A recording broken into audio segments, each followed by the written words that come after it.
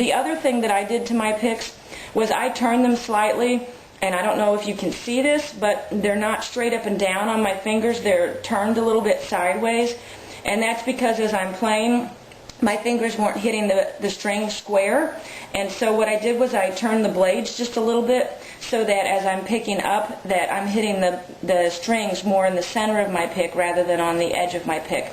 And you'll have to decide again for yourself whether to do that, and again you just do that with the pair of pliers. Like if I wanted to do that with this pick that I have here, I would just take it and I would have to see which side I want to bend mine this way.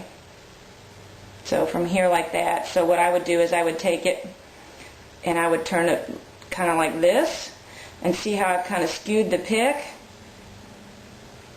And then that's the way I like mine to fit, and once again that's because that helps me hit that string square on. One other type of pick that I want to talk about is the mini pick. Dunlop is the only one that I know that makes a mini pick. These are work really well for children, for women, or if you have really small fingers. The bands on these are not very long, and the picking blade on them, I'm going to get another regular Dunlop here to compare it to. It's just a little bit smaller. So here's my mini, and here's the regular, and so you can see there's a little bit of difference in blade size.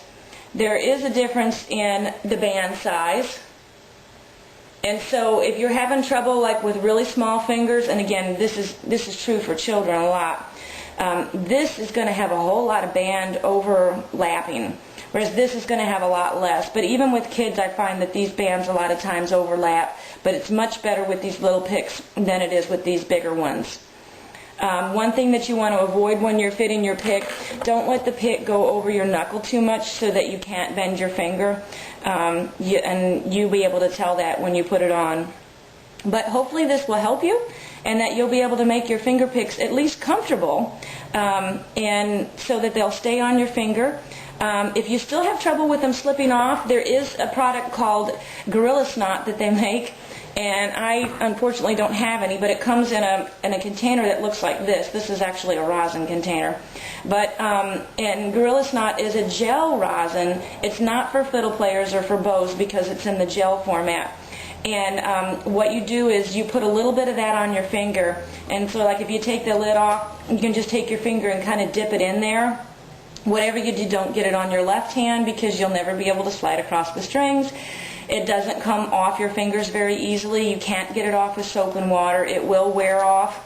It's not like a glue or anything, so you're not going to find yourself sticking to anything. But like I said, if you get it on your left hand and you're trying to slide across the strings, you're going to have a lot of trouble. So you use just a little bit of that, and that will help keep your picks on as well. We've heard really good response out of that. So you might want to give Gorilla Snot a try if your picks are still slipping. Thanks a lot.